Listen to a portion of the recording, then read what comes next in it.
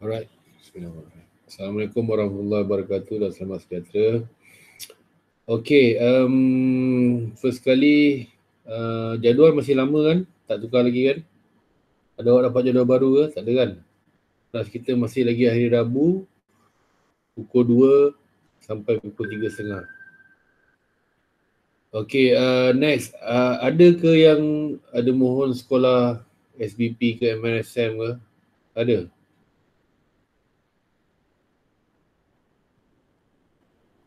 Tak ada Okay, tak apa. So, kita nak sambung. Minggu lepas tak ada kan cuti. Minggu sebelum tu lah.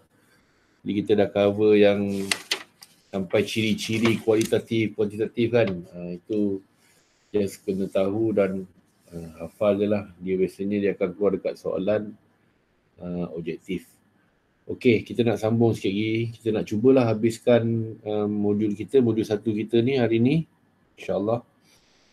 Jadi keluarkan modul awak.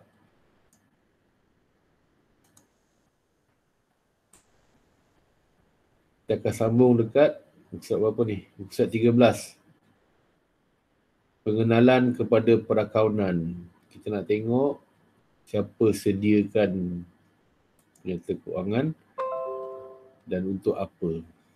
Okey, kegunaan penggunanya. Okey, sebelum tu nak refresh balik penyerta kewangan ni. Penyerta kewangan ni. Ada berapa penyerta kewangan?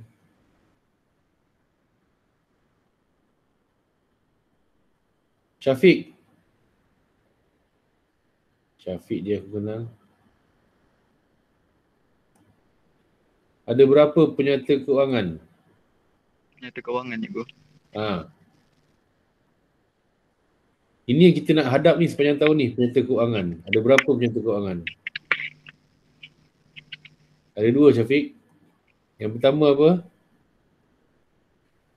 Yang pertama penyerta pendapatan.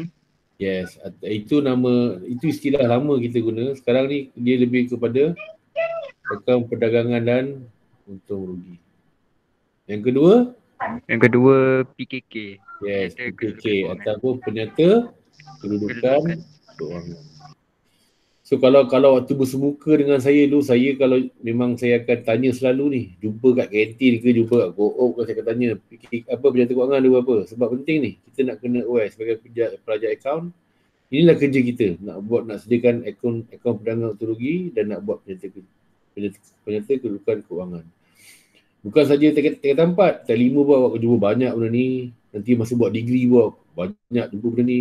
Kalau awak teruskan kerja profession awak sebagai account pun awak nak menghadap benda ni juga. Jadi inilah dia perkara-perkara yang asas dalam account ni. Inilah tujuannya kita belajar account, nak sediakan apa dengan PKK.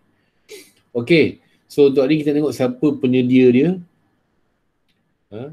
Kemudian kita nak tengok siapa pengguna.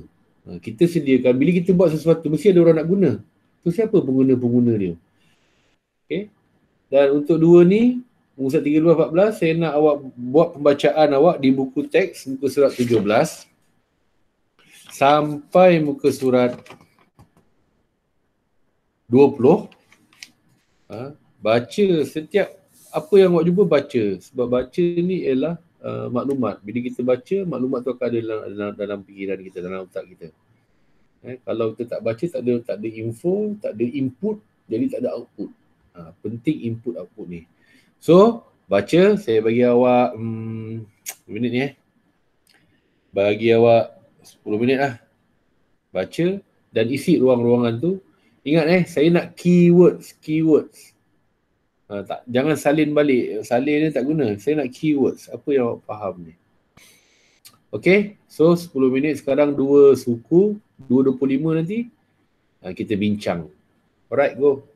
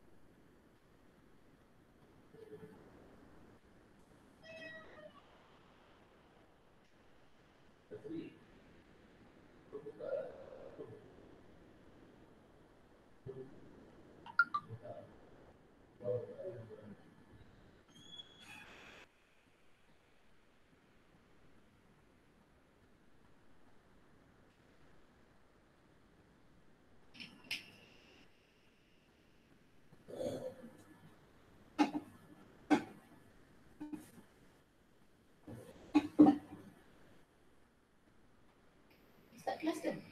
Dah. Oh, tengah kerja. Ya, buat nota. Apa? Hmm?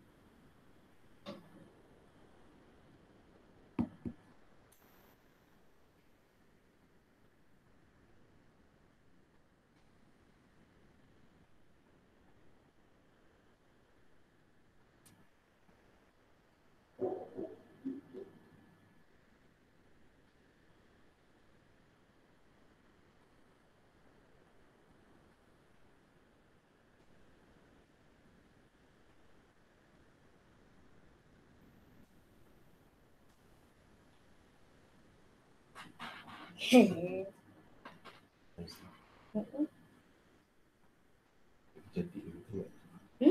Cantik begitu kan? Cuma ni kena basuh sikit. Tak payah masuk. Tak biar situ lah. Tak bawah dia. Tak bawah. Bawah. Kat luar. Dekat atas. Kat atas tu dia. Tak bawah. Tak, dekat tempat kotak tadi tu.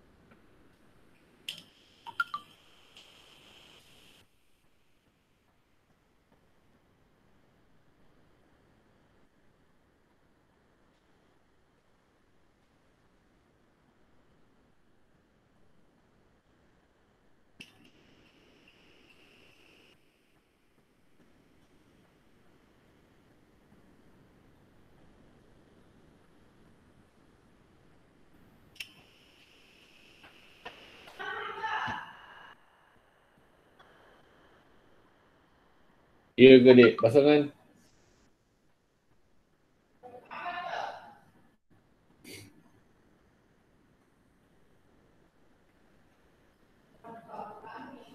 Okay, ada yang WhatsApp beritahu internet slow dan sebagainya. Tak apa, jangan risau. Buat join setakat yang boleh join. Saya dah record. Nanti saya share lah. Saya share link video. Awak boleh tengok ikut masa awak lah. Sesuai.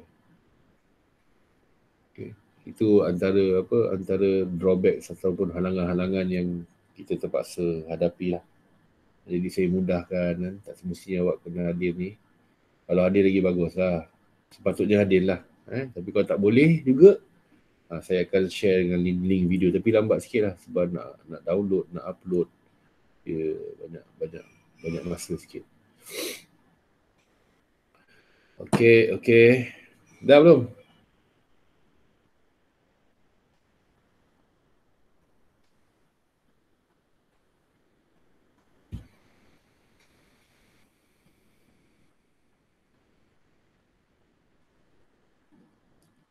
Tiga minit lagi. Dah siap ke?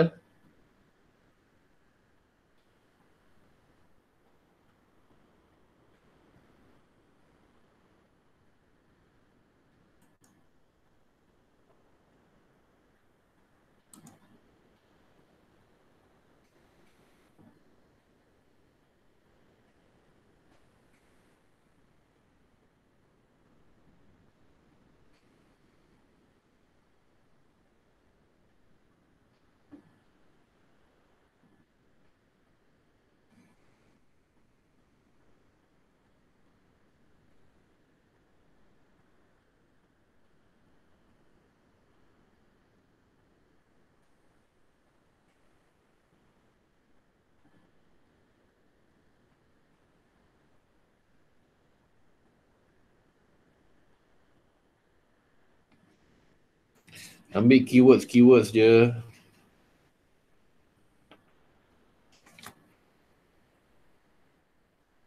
Dan cuba fahamkan apa yang awak baca, apa yang awak tulis. Bayangkan, visualkan.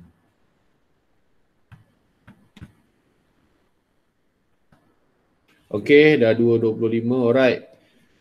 Penyedia, siapa yang buat apa, siapa yang buat PKK ni. Okay, basically, bergantung kepada saiz perniagaan. Okay. Yang pertama, untuk perniagaan yang volume kecil ni biasanya pemilik yang buat. Pemilik sendiri yang buat akaun. Biasanya perniagaan tu kecil, pekerja pun tak ada seorang dia atau dua orang, tak ada department tertentu, tak ada accounting department kan, tak ada bahagian keuangan dan sebagainya. Jadi pemilik kena buat sendiri lah. Biasanya ni merujuk kepada perniagaan yang volume perniagaan rendah. Kecil je bisnes dia, buat sendiri. Sebab bisnes kecil, kalau kita nak kena bayar kat orang, nak kena bayar gaji pekerja akaun, bukan murah gaji akaun. Jadi dia tak mampu, jadi pemilik akan buat sendiri. Okay. Kemudian untuk syarikat perniagaan yang dia besar sikit, dia besar. Perniagaan ni walaupun dia milikan tunggal, pemilik dia seorang, tapi dia ada department, ada sales department kan. Ada bahagian jualan, ada bahagian marketing, ada bahagian stok, urusan stok, ada bahagian account. Jadi dia dah mula gajikan orang kan, untuk bantu menjalankan perniagaan ni. Jadi biasanya untuk perniagaan yang bersaiz macam ini, dia akan ada pekerja yang tolong buat. Account clerk, dia ada account executive, dia ada accountant. Mereka ni akan uruskan kewangan dan buat penyerta kewangan untuk perniagaan ni. Dan ni biasanya volume tinggi ni. Volume besar. Volume ni bukan volume suara tu, volume ialah saiz perniagaan yang agak besar. Okay. Alright.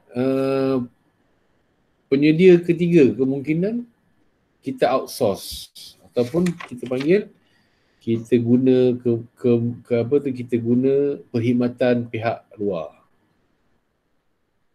Orang company lain tolong buatkan. Kita cuma bagi maklumat. Perniagaan cuma supply ataupun sediakan maklumat keuangan saja. Syarikat yang ada kepakaran perakaunan tu akan tolong buatkan. Tapi tak semestinya syarikat-syarikat kecil yang tak tahu buat akaun dia, yang ni tak semestinya. Ada syarikat-syarikat besar. Contoh macam Shell Malaysia kan. Besar tu Shell, satu Malaysia dia ada, bukan satu Malaysia, satu dunia ada Shell ni. Tapi untuk di Malaysia ni, dia satu Malaysia, setiap negeri ada stesen minyak, banyak pula tu. Kan? Jadi Shell ni dia tak nak pening-pening, dia tak nak handle pun accounting dia. Dia outsource. Dia bagi pihak luar buat. Pihak luar ni nama dia Shell Shared Services. Dia yang buatkan account, sediakan account untuk Shell Malaysia ni. Jadi dia outsource. Dia tak nak pening-pening sebab pening account ni. Orang lain handle. Dia tahu berapa untung, berapa rugi, berapa aset, berapa hutang. Macam mana analisis perniagaan ni, macam mana nak majukan. Itu je lah. Maklumat. Dia nak maklumat je untuk dia buat keputusan. Dia tak nak buat. Ini yang menggunakan pihak luar. Dan biasanya kapitalis ni besar lah sebab mereka mampu untuk bayar pihak luar. Okey. Clear? Ada soalan? Boleh? Alright. Jangan risau. Masih lagi modul 1 ni kita just nak tahu, nak berkenalan. Namun pun pengenalan pada perakaunan. Kita nak kenal-kenal dia. Okay, mungkin ada istilah-istilah yang awak tak pernah dengar. Biasalah tu. Tapi sekarang ni awak akan biasa dengar lah. Ini topik-topik akan datang, akan dengar lagi perkataan-perkataan ni. Istilah-istilah ni. Okay, next. Pengguna penyata keuangan. Kita akan kategorikan dia kepada 2, iaitu pengguna dalaman dan pengguna luaran. Pengguna. Kita dah buat, siapa nak guna? Untuk apa kita buat ni? Ni kita nak kenal siapa yang nak pakai. Siapa yang nak tengok penyata keuangan ni? Siapa nak tengok apur kita? Siapa nak tengok PKK kita? Siapa yang nak gunakan ni? Okay, kita akan senang nak faham. Kita tengok dalaman. Dalaman ni dalam syarikat kita sendiri lah. Siapa nak guna? First kali yang nak gunakan maklumat ni ialah pemilik lah. Pemilik nak tahu apa? Owner. Buat bisnes nak tahu apa sebenarnya? Tak ada lain nak tahu. Bukan nak tahu untung ke rugi. Untung ke rugi.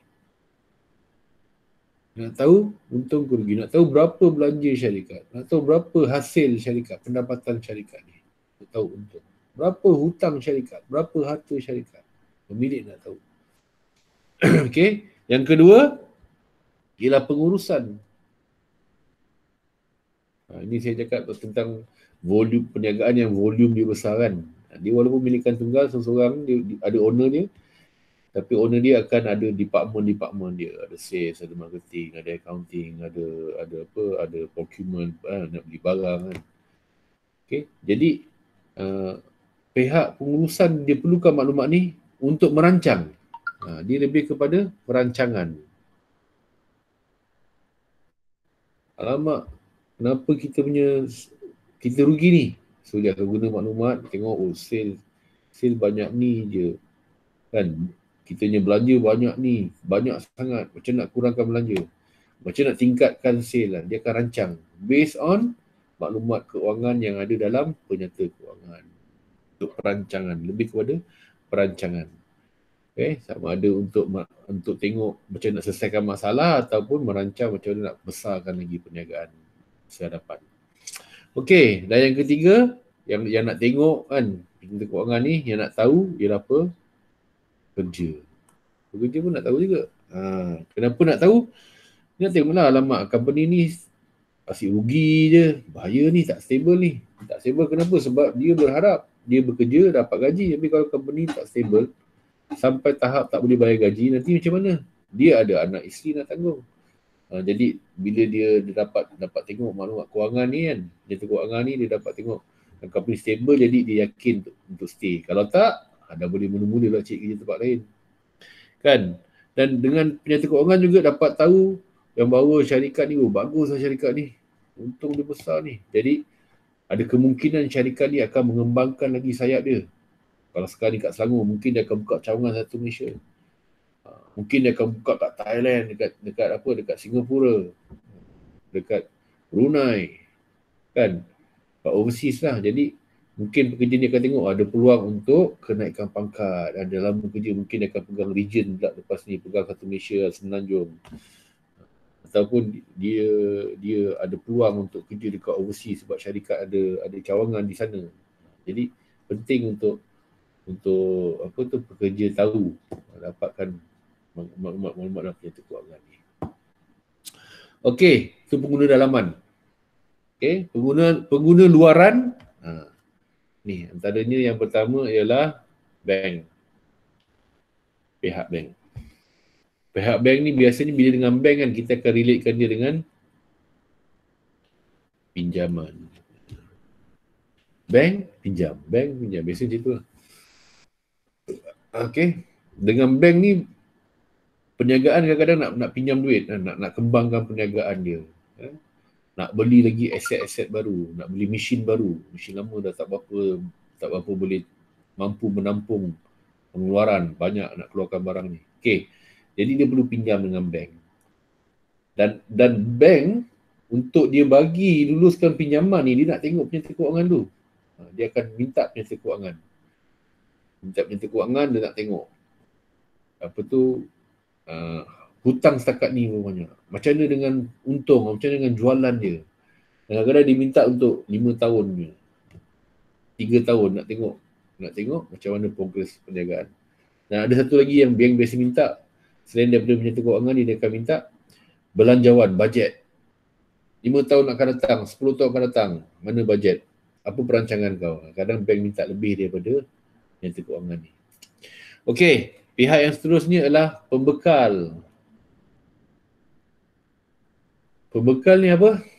Supplier. Kita berniaga. Contoh, saya buka kedai tayar. So saya kena ada tayar dulu kan. Saya akan beli tayar daripada supplier pembekal. Pembekal yang bagi tayar kat saya. Okay. Dan biasanya kalau perniagaan baru ni jarang dapat kita panggil kredit. Belian kredit jarang kita dapat beli hutang. Beli dulu nanti aku jual, aku dah dapat, aku bayar kau balik. Jarang lah. Tapi bila dah lama kita beli dengan supplier yang sama kan, beli secara tunai, bagi duit dapat barang, so lama-lama mungkin kita akan dapat kepercayaan daripada dia dan kita akan dapat belian kredit daripada dia. Kita beli dulu barang, jual dulu, nanti aku ada duit aku bayar. Dan biasanya untuk pembekal ni dia nak bagi kelebihan kredit ni, nak bagi hutang ni, dia akan tengok stable ke tak stable perniagaan ni. Cara nak tengok stable ke tak stable, tengoklah penyata kewangan dia. Tengok penyata kewangan dia. Untung dia berapa, hutang dia berapa, harta dia berapa. Kalau dia tak boleh bayar ni, ada tak harta-harta dia yang kita boleh minta kan? Ada tak aset-aset yang dia boleh jual untuk dia bayar hutang? Jadi pembekal pun nak tahu juga stable ke tak stable. Okey. Yang ketiga yang nak tengok sangat ni ialah Allahuakbar, kerajaan. Kerajaan tak ada lain lah. Dia lebih kepada nak tengok cukai lah. LHDN lah. Cukai ni biasa yang kerajaan, agensi kerajaan handle lah LHDN, Lembaga Hasil Dalam Negeri. Berapa nak kena cukai? Nak kena tengok penyata kewangan. Apa dia? Berapa untung? Biasanya cukai ni berdasarkan kepada keuntungan syarikat. Jadi kerajaan nak cukai syarikat-syarikat ni, base dia ialah maklumat dalam penyata kewangan. Okey? Next. Terakhir ialah pemegang saham. Pemegang saham atau pelabur. Pemegang saham ni apa? Okey, pemegang saham ni ialah kita cakap pasal perniagaan yang besar, yang sangat besar. Yang pemilik dia ramai. Pemilik dia ialah pemegang saham. Syarikat ni nak dapat modal, dia perlukan contoh syarikat dia besar. Biasanya syarikat-syarikat yang ada pemegang saham ni dia besar. Edat kapital dia tinggi, modal dia besar. So contoh, dia perlukan 1 juta, RM 1 juta. Jadi dia dapat duit ni untuk jalankan perniagaan dengan cara dia jual share-share dia. Siapa nak beli saham aku, siapa nak beli saham aku. RM10 satu unit. Sorry, RM10 satu unit. Satu lot 10,000 unit. Dia offer, siapa nak beli, siapa nak beli. Bila orang beli saham tu, dia akan dapat duit lah. Dia ambil duit, dia bagi sertifikat saham, okay, kau sekarang pemegang saham. So dia kumpul duit tu, dapat modal, dia beli aset, dia jalankan perniagaan, dapat untung. So untung ini akan di-share semula kepada pemegang-pemegang saham ni dalam bentuk dividen. Ini kita akan belajar kita 5 satu topik khas ni. Syarikat Berhad. Okay, so kenapa dia orang nak tahu ni? Sebab dia orang nak beli share ni nak kena bayar RM20,000, RM30,000, RM100,000 nak bagi untuk pegang share ni. So takkan nak bagi buta je. So dia akan tengok prospektus.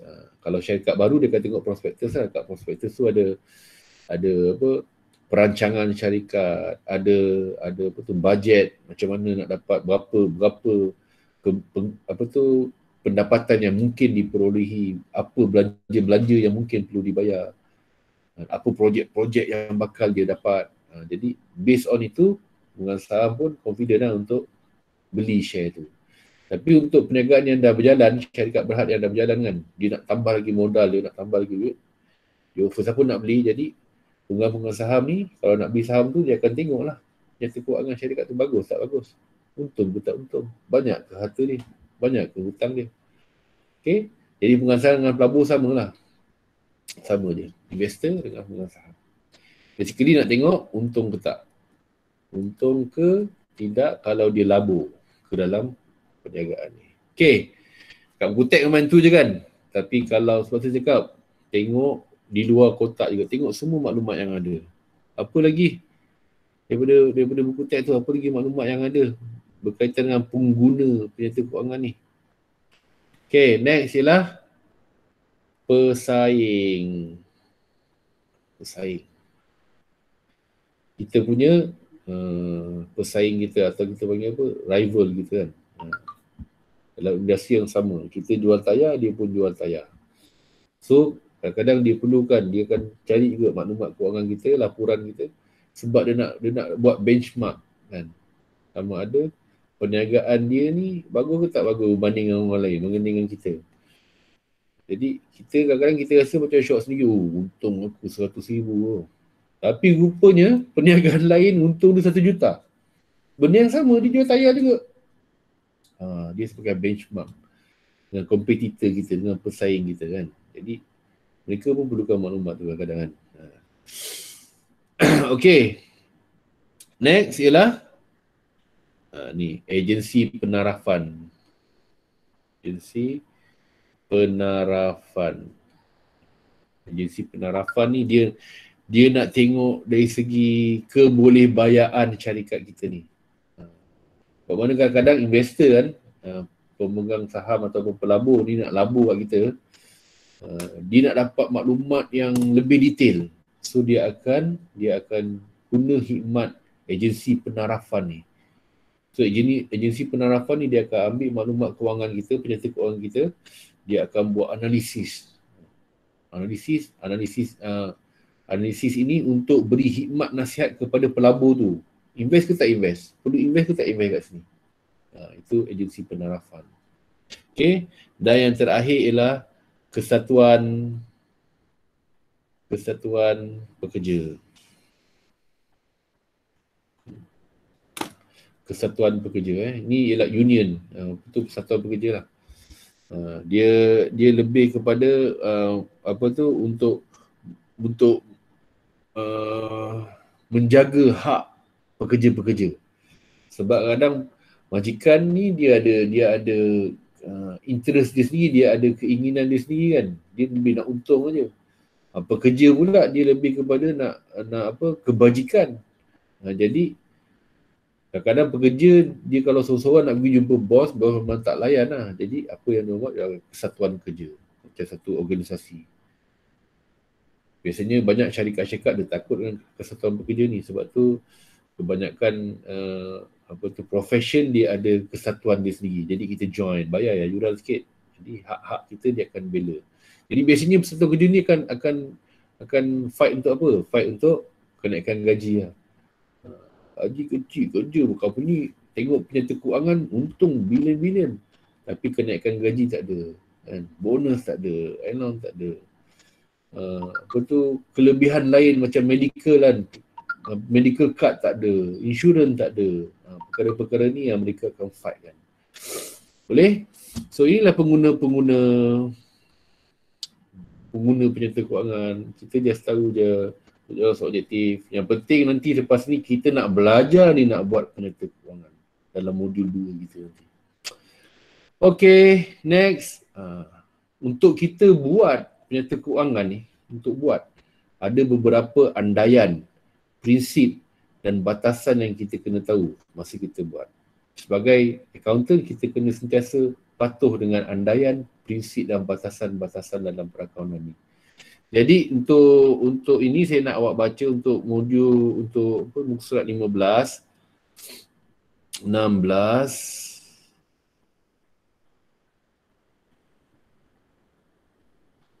batasan. Batasan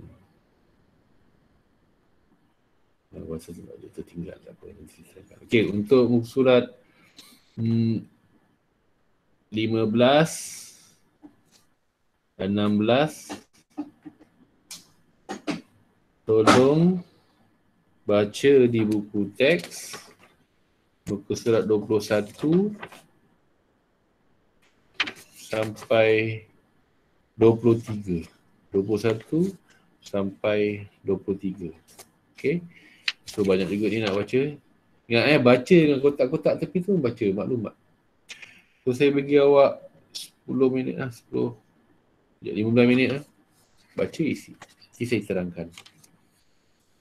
Okay, sekarang 2.43. 2 minit, 2.53. 23 lah. Buat perlahan baca. Tulis. Ingat keywords. Tulis benda-benda yang penting. 23. 15 minit. Alright.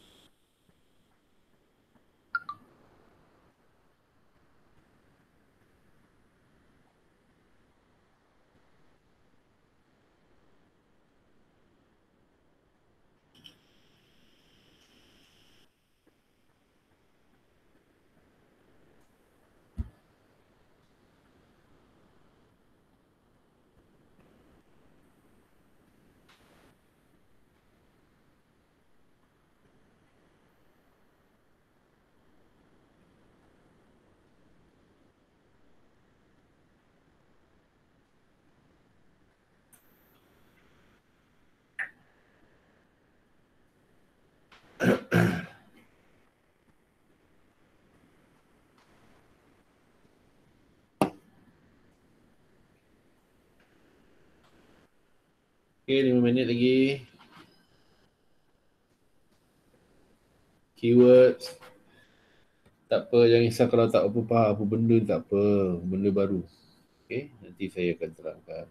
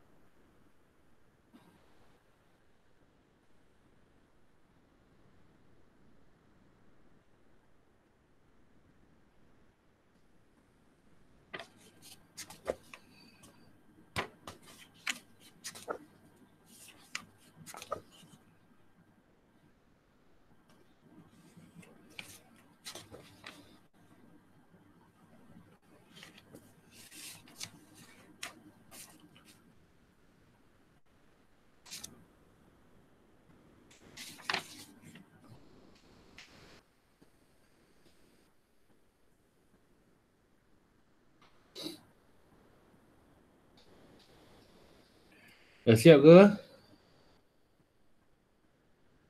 Dah. Oh dah. Ada yang belum siap lagi?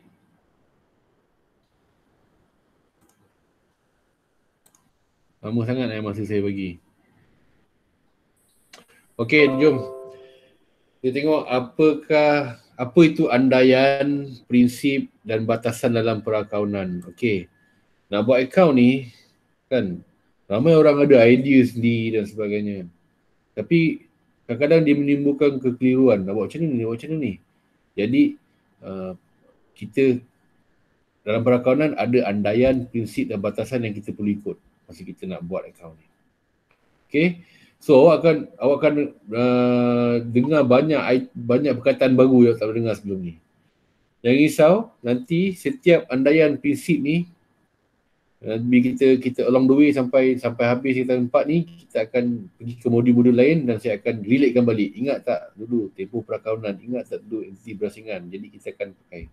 Untuk kita terus faham memang mustahil lah ni, tapi cukup sekadar kita tahu je. Okey, andaian ada 4. Yang pertama, entiti berasingan. Apa ini entiti berasingan? Okey. Ada Syah. Syah ada 50,000. Kemudian Syah buka perniagaan, buka Syah Enterprise. Entiti berasingan ni maksudnya Syah dengan Syah Enterprise ni adalah dua entiti yang berasingan. Dua unit yang berasingan. Okey. Tak bukan walaupun nama dia Syah, tapi inilah Syah Enterprise. Inilah bisnes dia. Jadi entiti berasingan ni, kalau Syah dah laburkan semua duit dia 50K ke dalam Syah Enterprise, ini bukan lagi duit Syah, tapi dia adalah duit Syah Enterprise. Syah bagi 50,000, buka perniagaan, itu sebagai modal. Modal ni ialah seolah-olah Syah Enterprise meminjam daripada Syah. Dia akan rekod dia dalam bentuk modal, hutang kepada pemilik. Jadi bila ini dah jadi duit Syah Enterprise, Syah ni tak boleh suka-suka ambil ni. Tak boleh suka ambil sikit RM10 top up, tak boleh. Syah Enterprise guna duit ni untuk beli barang-barang niaga, katakanlah di kedai runcit kan. Dia beli tepung, beras, telur, gula, air. Syah ni tak boleh suka-suka, ataupun anak-anak dia, isteri dia, keluarga tak boleh suka pergi kedai tu ambil air, tak boleh. Sebab itu bukan lagi milik Syah. Itu adalah milik Syah Enterprise. Syah Enterprise yang akan gunakan dia untuk jalankan perniagaan untuk dapatkan untung. Dan untung ni akan dibagi semula kepada Syah. Okay, so boleh ambil tapi kena rekod. Kita akan rekod dia sebagai ambilan. Ambilan ni ialah milik ambil daripada syarikat. Kita akan rekod. Dan bila ada ambilan berlaku, modal yang dilaburkan tadi ni kita kena tolak lah. Ambil 1,000, tolak lah. Modal kau letak dah berkurangan. Nak ambil lagi, ambil 5,000, tolak lagi 5,000. So kalau dia si ambil je lalas, apa jadi? Habis modal. Modal habis, tutup lah perniagaan. Clear? Ini ialah entiti berasingan. Next, usaha berterusan. Apa maksud usaha berterusan ni? Usaha berterusan ni maksudnya satu perniagaan yang diwujudkan, kita kena andaikan bahawa perniagaan ni akan berterusan selama-lamanya sampai kiamat. Berterusan. Melainkan bankrupt, tutup. Itu dia cerita. Tapi kalau tak ada apa-apa, kita andaikan perniagaan ini akan berterusan. Okay. Dia bukan buka hari ni, dapat untung, besok tutup. Bukan. Itu skim cepat kaya. Bohong. Okay. Perniagaan ialah satu usaha yang berterusan. Dia akan buat, dia akan jalankan perniagaan dia. Tak lagi dia boleh. Okey, dan disebabkan usaha berterusan ni panjang tempoh dia kan. Lama. Jadi kena ada tempoh perakaunan. Tempoh perakaunan kita pecah-pecahkan dia kepada tempoh. Tempoh perakaunan. Yang standard setiap tempoh ni 1 tahun lah. 1 tahun. Jangka masa yang panjang kita pecahkan kepada tempoh. Supaya kita boleh nilai prestasi. Boleh tahu untung ke tak ni. Bagus ke tak perniagaan ni. Kalau kita buat tak tahu. Tak boleh nak bandingkan dengan tempoh sebelum ni. Macam mana yang sebelum ni okey ke tak okey. Sebab kita tak tahu. Dia berterusan je, tak tahu. Sebab tu dia ada tempoh. Yang standard setahun lah. Sebab tu nanti awak akan jumpa banyak tempoh perakawanan bermula 1 Januari. So dia akan habis 31 Disember setiap tahun. Tempoh perakawanan tak semula 1 Januari. Ada perniagaan yang mula 1 Februari. So dia akan berakhir, contohnya dia mula 1 Februari 2019. So dia akan berakhir, tempoh dia tu, tempoh perakawanan dia akan tutup, akan berakhir pada 31 sebelum Februari ialah Januari. Dia akan habis pada 31 Januari 2020. Macam tu, setahun. Yang penting 12 bulan. Kalau perniagaan tu bermula 1 Mac 2019, tempoh dia akan berakhir pada 28 Februari 2020. Itu. Okay. Tapi ada juga perniagaan, especially banks lah, dia tak setahun, dia 6 bulan. Tempoh dia 6 bulan. Tapi yang standardnya setahun lah. Okey, dan yang terakhir lah wang sebagai ukuran. Apa maksud wang sebagai ukuran ni? Kita nak rekod, mestilah bersandarkan sesuatu. Dan yang paling tepat lagi ialah kita menggunakan wang sebagai ukuran dia. So kita nak rekod, kita nak buat penyata kewangan, nak rekod jualan. Berapa nak rekod? 1000 tayar. Sebab jual tayar, wah susah ni nak kira nanti. Okay. Nanti nak rekod pula belanja. Kita ada bayar bil.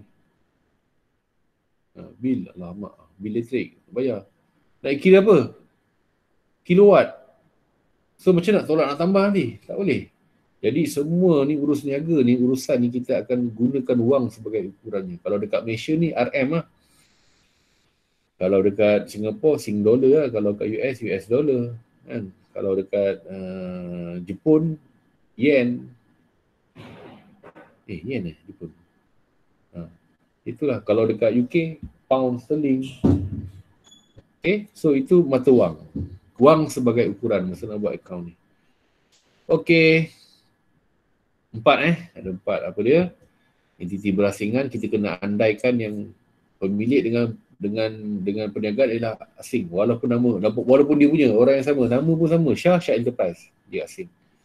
Yang kedua, kita andaikan yang perniagaan Shah Enterprise ni akan berterusan lama. Yang ketiga, bila berterusan, kita kena buat andaian yang perniagaan ini akan dipecahkan kepada tempoh perakawanan yang kecil. Setahun. Dan yang terakhir, untuk buat penyata kewangan ni, kita akan gunakan wang sebagai ukurannya dalam RM. Okay, tak ada kira batu ke, helai ke, kan? Tak ada. Keping ke, tak ada. Memang kira RM. Okay, next. Andaian pula. Sama juga, kita kena andaian. Tadi andaian ni, sorry. Betulkan Ni ialah prinsip yang kita kena patuhi. Betul kan modul awak? Prinsip. Okay, ada 3 prinsip. Yang pertama ialah ketekalan. Apa ketekalan ni tak apa, jangan risau. Tahu dia cukup. Ketekalan, yang kedua ialah prinsip kos. Dan yang ketiga ialah pengiktirafan hasil dan belanja. Okay, ketekalan prinsip yang pertama, ketekalan. Ketekalan ni apa? Nanti awak akan belajar dekat modul 7. Nak kira susut nilai. Susut nilai ni aset lah. Kita punya kereta. Beli 40,000, jatuh nilai setiap tahun tu berapa? Ada beberapa kaedah pengiraan susut nilai ni. Saya cerita untuk pengetahuan jangan risau. Yang pertama, kita mungkin guna kaedah atas kos ataupun kaedah tetap nama dia. Next, yang kedua kita mungkin guna kaedah baki berkurangan. Ataupun yang ketiga, susut nilai ni cara kita kira ialah dengan penilaian semula. So ketekalan ni maksudnya kalau kita dah pilih, syarikat dah pilih, okay, kita akan kira susut nilai semua aset-aset syarikat ni berdasarkan kepada atas kos. Jadi kita kena tetap pakai dia. Okay? Tak tukar-tukar. Kejap pakai ni, kejap pakai A, kejap pakai B, lepas tu pakai C, pakai A, tak boleh. Itu prinsip dalam perakawanan, tak boleh. So, kenapa? Sebab dia takut ada manipulasi. Ada orang boleh manipulate benda ni. Untuk tunjukkan untung lagi besar ke. Ataupun untuk penipuan dan sebagainya. Kita pun tak faham benda ni. Okay? Jadi tak boleh. Tak boleh tukar-tukar. Boleh tukar tapi kita dah pakai kaedah ni dah pakai 10 tahun. Kemudian kita nampak macam tak sesuai. Tak sesuai dengan aset baru kita nak beli baru dan keadaan aset tak sesuai. Kita kena tukar kaedah cara kira sebenarnya dia. So kita boleh mesyuarat balik, kita boleh buat keputusan dengan pemilik, dengan badan-badan perakanan, kita boleh boleh mohon. Kita boleh tukar. Tapi bila dah tukar, kita kena pakai pula kaedah tu. Satu tempoh jangka masa yang lama. Tak boleh kejap pakai ini, kejap pakai itu, kejap lepas tu tukar balik. Tak sedap nak tukar balik, tak boleh. Dalam perakanan tak boleh. Okay, next. Prinsip kos. Apa maksud prinsip kos ni? Kos ni lebih kepada merujuk kepada aset bukan semasa kita. Apa dia? Nanti kita akan belajar modul 2. Okay, aset bukan semasa ni maksudnya setiap kali aset yang kita beli, kita mesti rekod pada harga sebenar, harga beli. Mesti rekod pada harga beli. Bukan pada harga semasa. Apa maksud dekat sini? Kita beli kenderaan awal tahun, RM50,000. Akhir tahun mesti dah jatuh harga. Dah tinggal RM40,000 nilai dia. Jadi dalam penyata kewangan kita dekat PKK kita tak akan rekod sebagai RM40,000 dah jatuh tu tak. Kita akan rekod memang dekat RM50,000. Masa harga beli. Aset sentiasa direkod pada harga kos. Itu prinsip kos. Habis kejatuhan harga tu macam mana cikgu? Kita akan tunjukkan dengan susut nilai terkumpul. Pengurangan tu kita akan tunjukkan dengan satu butir yang kita akan belajar nanti, susut nilai terkumpul. Okay. So pendek kata, prinsip kos ni semua aset bukan semasa akan direkod pada harga kos, harga beli. Okay, pengiktirafan hasil dan belanja ni ialah kita nak iktiraf. Kan tadi saya dah terangkan tentang tempoh kan, tempoh 1 Januari 31 Disember. Untuk kira untung, kita akan ambil kira semua yang berlaku dalam ni. Yang sepatutnya berlaku dalam ni. Sahaja. Okay. Saya bagi contoh. Kita sewa. Sewa ni belanja kan. Kita bayar sewa sebulan. Sewa sebulan sama dengan 100 untuk senang kira.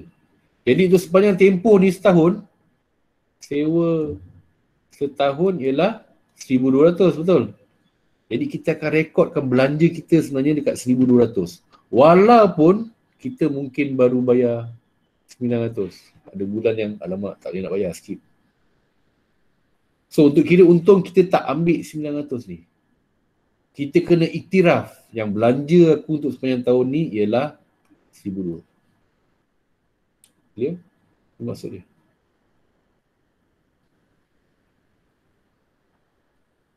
Faham Okay, ni untuk belanja. Hasil sama juga. Contoh hasil kita jual untuk sepanjang tahun ni, kita ada buat jualan kita 100,000 contoh. 100,000 jualan kita. Tapi secara hutang, kita jual hutang. Dia baru bayar, kita baru terima 80,000. So, kita tak rekod dalam penyata keuangan kita, jualan kita sebagai 80,000. Tak. Kita kena iktiraf. Yang sebenarnya, kita dah jual 100,000. Tapi 80,000 lagi ni, orang hutang kita. Jadi 20,000 tu kita akan rekod sebagai akaun belum terima orang hutang kita dalam PKK. Tu nanti kita akan belajar detail. Maksudnya kat sini kita kena ambil kira apa saja hasil-hasil yang berlaku dan belanja-belanja yang berlaku dalam tempoh ini. Kita kena ambil kira. Walaupun kita belum bayar. Walaupun kita belum terima. Okay? Alright. Kalau terlebih macam mana? Sama juga. Kita setahun bayar sewa 1,200 tadi. Kan? Tapi kita dah bayar 1,200. Baik pula, lebih bayar. Kita dah bayar 1,400. Kita bayar lebih. So, masa sediakan penyata keuangan, kita tak ambil 1,400 ni. Tak. Kita akan tetap rekod 200 ni. Kita iktiraf yang sepatutnya kita terima. Yang mungkin bayar. Habis yang lebih tu macam mana cikgu? Ada berapa ratus lebih tu? Ada 200 lebih. 200 tu kita akan rekod sebagai sewa prabayar. dekat PKK. Kita akan belajar detail nanti ni, modul 7. Okay. Alright, next jenis-jenis organisasi. Okay. So, perniagaan yang awak tengok kan, dekat luar kan, tengok kat kedai kan, ada banyak kedai, ada bangunan besar-besar kan, ada perniagaan, ada bentuk-bentuk perniagaan, jenis organisasi perniagaan. So, untuk kenal dia, kena baca lah. So, saya nak baca fast reading daripada muka surat 26 sampai 27 je. Untuk awak isi muka surat 17 dan 18 ni. Perbezaan antara jenis-jenis perniagaan ni, kita nak tengok dari segi pemilikan dia. Berapa orang pemilik. Siapa keluarkan modal, sumber modal. Liability, kalau bankrupt, kalau tutup, macam mana? Siapa nak tanggung ni? Hutang-hutang ni. Nak tengok segi-segi undang-undang pula, law dia. Kita daftarkan bawah apa? Syarikat-syarikat ni, dia berbeza. Kalau milikan tunggal, daftar dengan lain. Kalau syarikat berhad, daftar dengan siapa? Untung atau rugi macam mana? Pengurusan macam mana? Faktor pemilihan macam mana? So, awak just baca dan isilah kotak-kotak tu. Okay, saya bagi awak 10 minit. Sekarang 3 suku, 3.25. Stop. So, baca, tulis. Baca, tulis. Keyword. Again, keyword. Kita baca keyword. Bukan nak salin balik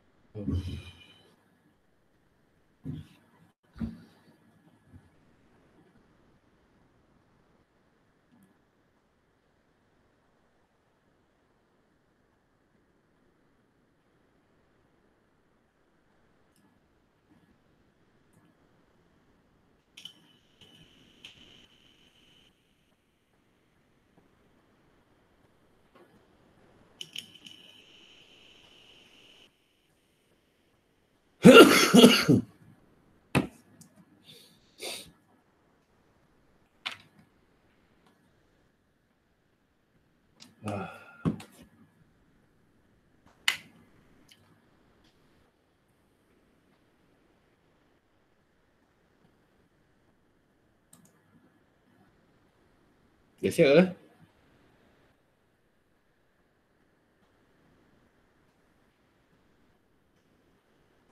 Belum. Okay.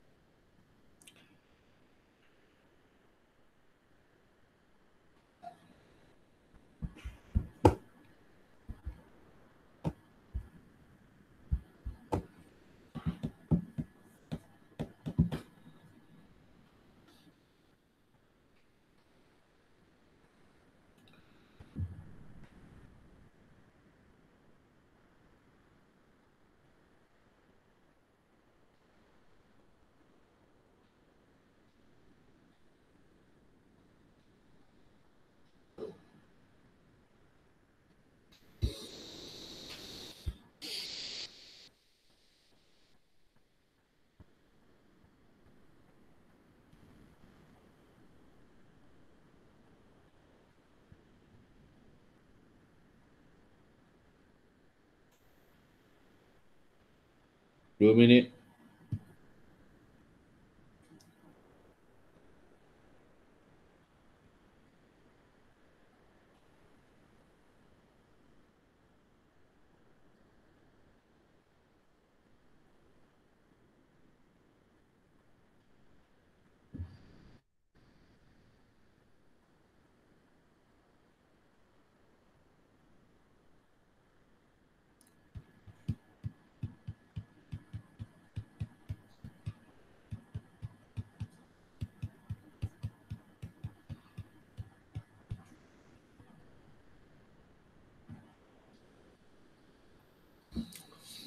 Alright.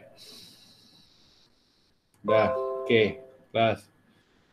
Okay.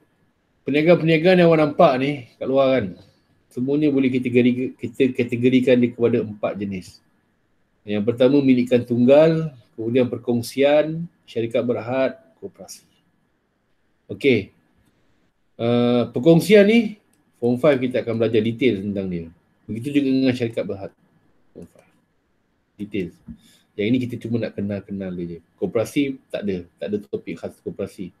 Untuk Form 5 pun tak ada. Okey. So milikan tunggal ni jenis koperasi contoh perniagaan.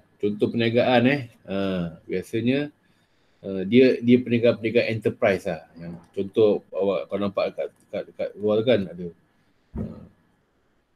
global enterprise contoh kan. Kebanyakan enterprise ni dia seorang je lah pemilik dia. Ataupun kedai makan Cik Na. Seorang je, Cik Na je pemilik dia. Okey, perkongsian ni dia ada 2-3 orang pemilik. Kadang-kadang kita pernah tengok kan klinik Dr. Shah dan rakan-rakan. Ni perkongsian ni. Program Shah, program bila dan program cara dan rakan-rakan, associates. Dia kebanyakannya klinik doctors ni dengan lawyers ni dia perkongsian. Accounting pun ada juga. Okey. Kemudian syarikat berhad ni besar. Syarikat besar. Contoh TNB Berhad. Kan, TNB Berhad. Maybank Berhad. Semua syarikat-syarikat yang besar-besar ni. Okey, koperasi tak payah jauh lah. Koperasi SMK Jalan Reko, contoh. Koperasi anak-anak Syahir. Contoh boleh buat koperasi, tak ada masalah. Okey, ini contoh-contoh So apa dia milikan tunggal? Kita tengok dari segi aspek pemilikan ni, senang je. Milikan tunggal seorang pemilik, perkongsian 2 atau lebih. 2 hingga 20 atau 2 hingga 50. Hingga 50 tu kalau perniagaan-perniagaan yang based on professionals. Macam lawyers, architecture kan, doctors, accounting, dia boleh buat hingga 50 orang. Okay, syarikat berhad ni pemilik dia ialah pemegang saham. Biasanya ramai lah, beratus, beribu pemegang saham. Okay. Koperasi pula pemilik dia lah anggota. Macam awak ni sebenarnya ialah pemegang saham koperasi. Masa daftar form 1 kan kena isi borang koperasi, kena beli saham dia. Jadi awak ialah pemilik kepada koperasi. Kita panggil anggota koperasi. Okay. Alright, sumber modal pemilik je lah keluar, dia seorang je. Kalau perkongsian 2-3 orang kongsi, keluar modal. Syarikat berhad dia dapat modal dia dengan cara dia terbitkan saham, dia jual saham-saham dekat orang ramai beli, bayar duit, dia orang dapat duit, dia akan gunakan duit itu sebagai modal untuk menjalankan perniagaan.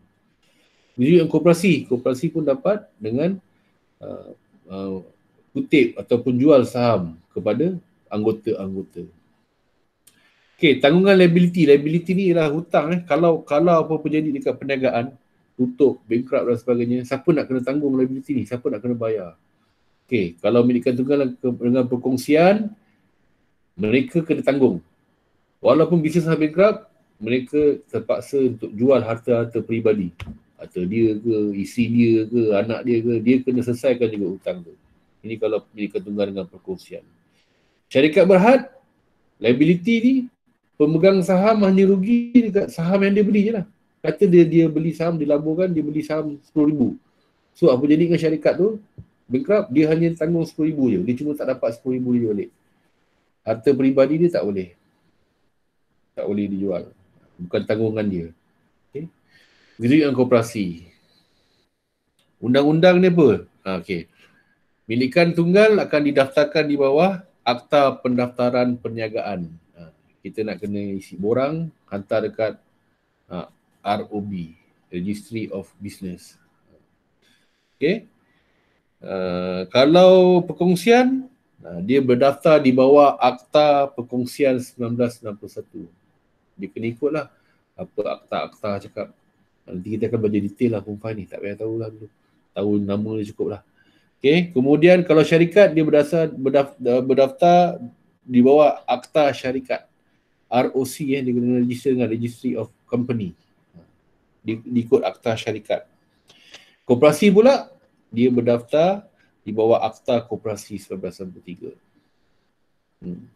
Keuntungan dan kerugian milikan tunggal, untung kau layan seorang-seorang, enjoy seorang-seorang, rugi kau tanggung seorang-seorang. Perkongsian, untung kongsi-kongsi. Macam mana kita nak kongsi, nak agihkan nanti, tahun depan kita belajar. Kalau rugi, tanggung sama-sama. Kalau ada seorang bankrupt, yang dua orang lagi kata tiga orang berkongsi kan, seorang bankrupt. Yang dua orang ni kena tanggung yang bankrupt punya. Syarikat berhad, keuntungan dia dalam bentuk saham lah.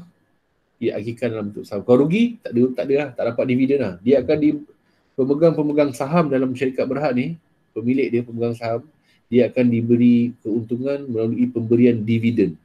So kalau syarikat ada untung, syarikat akan bagi dividen. Kalau rugi, tak ada dividen. Begitu yang koperasi sama, kita akan bagi dalam bentuk dividen yang diagihkan. Okay, pengurusan milikan tunggal diurus oleh pemilik dia sendiri lah. Kadang-kadang ada anak bantu kan, isteri bantu, pakcik kan, saudara tak ada kerja kat kampung, datang bantu. Perkongsian diuruskan oleh semua pekongsi. Tapi pekongsi ni pula ada dua jenis. Satu pekongsi aktif, satu lagi pekongsi tidak aktif. Sleeping partner. Dia tak nak tahu pun. Dia tahu dia labur je, nanti hujung tahun dia nak kongsi untung. Jadi perkongsian ni akan diuruskan oleh pekongsi yang aktif lah. Syarikat berhad diuruskan oleh lembaga pengarah. Pemilik ni dia akan setiap tahun ada AGM, Annual General Meeting, Perhimpunan Agung, lantik siapa yang akan ahli lembaga yang akan menguruskan perniagaan ni, syarikat ni. Jadi ahli lembaga yang lantik, dia akan lantik pula siapa pengurusan dia, siapa CEO dia, siapa CFO dia, siapa COO dia akan lantik. Siapa manager dia akan lantik. Okay. Tapi sebenarnya yang lantik, yang pilih ialah pemegang saham. Pemegang saham datang AGM, nanti ada undi. Okay, siapa nak lantik sebagai ahli lembaga pengarah. Ahli lembaga pengarah yang telah dilantik, dia akan uruskan pengurusan syarikat ni. Koperasi pun sama juga. Tapi koperasi ni, pemegang saham akan lantik ahli lembaga koperasi. Sebab tu setiap tahun, kalau perasan awak berform 4, kalau perasan lah, mungkin kalau ada bersemuka nanti, awak akan ada experience tu lah. Di mana kita akan panggil, biasanya budak-budak kaum memang saya akan libatkan lah. Ada mesyuarat agung, nanti lantik. Okay, siapa setuju untuk lantik ni? Siapa nak cadangkan, angkat tangan. Nanti ada undian. So siapa yang dilantik, kita panggil dia ahli lembaga koperasi. Dia akan uruskan, dia akan lantik siapa pengurus jualan, siapa pengurus belian, siapa bendahari, siapa setiausaha. Okey, faktor pemilihan ni kita nak bisnes macam mana ni? Okey, kalau kata modal kecil, lepas tu skop bisnes, volume bisnes kecil, milikan tunggal cukup lah. Dan kita buat sebab perkongsian, syarikat berhad, koperasi ni syarat dia ketat lagi. Kos nak tubuhkan dia lagi tinggi. Okey. Perkongsian ni kalau kata biasanya perkongsian ni lahir daripada pemilikan tunggal yang mula buat seorang-seorang. Tapi bila perniagaan dia makin besar, dia perlukan modal tambahan. Dia perlukan kepakaran lain. Dia ajak orang lain join. Jom jadi partner tu. Jadilah perkongsian. Syarikat berhad pula biasanya kita perniagaan ini, jenis-jenis ini dia perlukan modal yang sangat besar. Dia perlukan kepakaran yang sangat tinggi, teknologi yang sangat tinggi. Jadi dia perlukan modal. Jadi tak ada cara lain, dia kena go for syarikat berhad di mana dia jual saham-saham untuk dapat collect jumlah duit, jumlah modal yang besar. Okey, koperasi pun sama juga. Koperasi macam koperasi sekolah kita kan. Kita punya volume perniagaan setakat pelajar sekolah dalam sekolah je lah. Jadi modal tu tak adalah besar sangat, sebab tu kita koperasi jual saham untuk form 1 masuk minimum RM5. Saham tu orang RM5. Setiap orang bayar RM5. Jadi kalau satu tingkatan tu ada kata ada 200 kali 5 kali 2, 10. 1,000 lah. Kan? RM1,000 modal dapat kutip, dapat buat apa pun kan. So lagi besar koperasi tu lagi besar lah. Modal yang dia perlu kutip lagi besar lah. Mungkin dia offer siapa nak tambah lagi modal. Dia bagi dividen ke dan sebagainya. Dividen lebih tinggi kan. Jadi orang, untung ni letak koperasi lah. Untung 10% ni. Macam koperasi sekolah kita, 10% untung. Okey, so inilah dia sikit sebanyak apa yang ada dalam modul 1 ni. Jadi habis dah. Jangan risau sangat pasal modul 1 ni, sebabnya dia masih lagi pengenalan. Kita just nak tahu je. Saya harap siapa yang tak siapkan lagi modul dia, cuba siapkan. Next week kita akan masuk modul baru, modul 2, di mana dia lebih interesting. Dia dah start dah. Accounting tu dah start. Awak start nak belajar dah. Apa aset, apa liability, apa belanja, apa hasil. Macam nak kira untung. Macam nak buat penyata keuangan ni. Macam nak tunjukkan keuntungan kita. Kita kena buat. Dan dia lebih vital, lebih penting. Tak boleh tak tahu. Modul 2 ni kita kena grip dia. Sebab kalau tak, nanti form 5 kita akan rasa susah sangat lah account ni. Dia akan bawa. Kita tak faham modul 2 ni, dia akan bawa ke modul-modul seterusnya. Jadi pastikan datang kelas saya. Kita harap-harap lah kan. Cepatlah sikit. PKP ni supaya kita boleh bersemuka. Walaupun mungkin dibuat penggiliran pun tak apa. Tapi kita bersemuka sebab lagi senang nak explain berbanding dengan limitation dekat online ni kan. Okay, so itu saja. Nanti insyaAllah saya nak buat satu latihan. Saya nak bagi kat awak. Nak mudahkan. Jadi awak tak payah nak tulis kat buku, lukis payah. Just jawab online, hantar terus kat saya. Nanti saya nak sediakan. InsyaAllah saya akan share dalam satu hari, 2 hari ni lah. Okey, itu saja. Terima kasih. Assalamualaikum. Nanti saya akan share link video.